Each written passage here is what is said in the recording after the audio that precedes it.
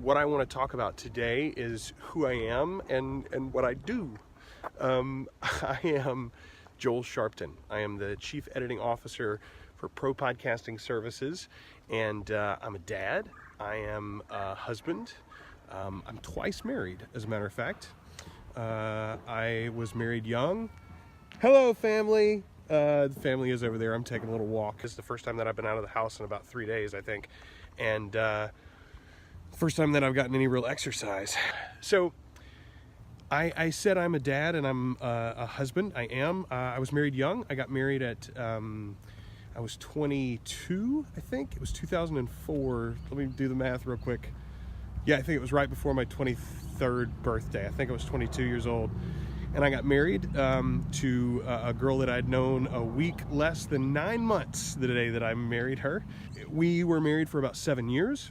We have 2 sons. We lived for a while in New Orleans. And when we divorced and separated, we moved back to Ruston, Louisiana, which is where we went to college. And we sort of started our lives over again. Ruston is a good place to raise kids. And so that's what we did.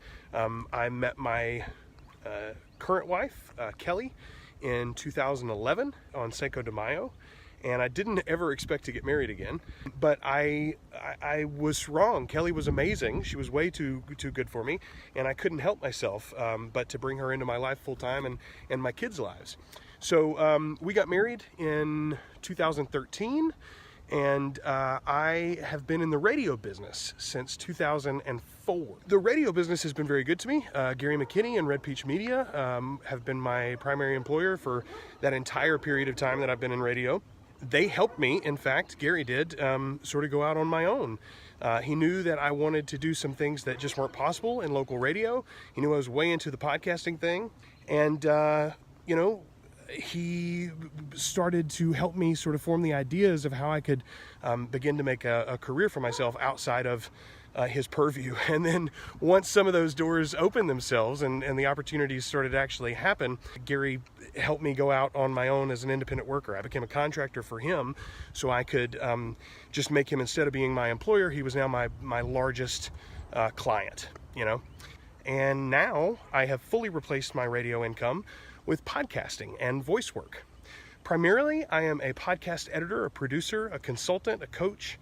I help people launch their shows. I help people craft their shows and build their shows from the ground up, particularly nonprofit organizations that are looking to spread a message, or businesses, small businesses, solo entrepreneurs like myself that have a product, a service, and a brand that they're trying to build, right? The other thing that I do that everybody is always excited about is the voice work. I do audiobook narration and some commercial voice work. So the narration has gone well. I've done, 10 books so far, I think. 11 books maybe now. And I've got 2 that I'm working on currently. The 4th book in the series of Forgotten Forbidden America, which is by Thomas Watson. And I'm also working on the 2nd book that I've done for Warren Adler, who is the author of The War of the Roses. That's probably the best known book that he's written. That was turned into a movie when I was a kid. Michael Douglas and Kathleen Turner, I think, are the main 2 people in it. Danny DeVito directed it, I'm pretty sure. Those 2 books are currently in the works. I'm about halfway through on the Warren Adler book, so both of those will be out. I've got 2 more that have been like suggested, but they haven't booked them yet, so I don't want to count my chickens before they hatch. But I've got 2 returning clients that say they've got a book ready to go, or will have a book ready to go pretty soon. So yeah, I think this spring I may actually end up doing quite a few audiobooks. The podcast thing, though, like, why podcasting? Why that? I used to do a lot of blogging. I know people, especially from like back home, that read my stuff for years and years and that aren't into podcasts for whatever reason. That's not a thing that they really think about or is part of their lifestyle. And some of those folks have complained that I don't write as much as I used to anymore. They're like, I don't want to listen to you. I'd rather read your stuff. To me, the talking comes more natural. I don't know how else to say it. It does. It is a more natural idea. And podcasting in particular as a medium is fascinating. I loved radio. I still do love radio in a lot of ways. But the idea of podcasting basically means it's radio that you don't have to ask anybody, for an FCC compliant license. Like, you don't have to get a tower. You don't have to get government approval. You don't have to do anything but just put your message out there. And so whatever that message is, you can own it. For businesses, it's so powerful. Like it's propaganda, right? Like you can just say, I'm going to own my branding completely. I'm going to own the way that my company and my product and service is thought of in the marketplace. It's also something, like a lot of times in business, people used to say, write a book and you become the authority. I think a podcast works that way now. I think you can make a podcast and do one consistently, interact with the experts or the authorities in your industry or niche, and boom, you're an authority in your industry or niche. It's just that simple. So that's some of the reasons why I love podcasting. What am I doing this year? I'm going to speak a lot, I hope. I spoke once at a pre-event for Podcast Movement a couple of years ago in Chicago. It was called PMX.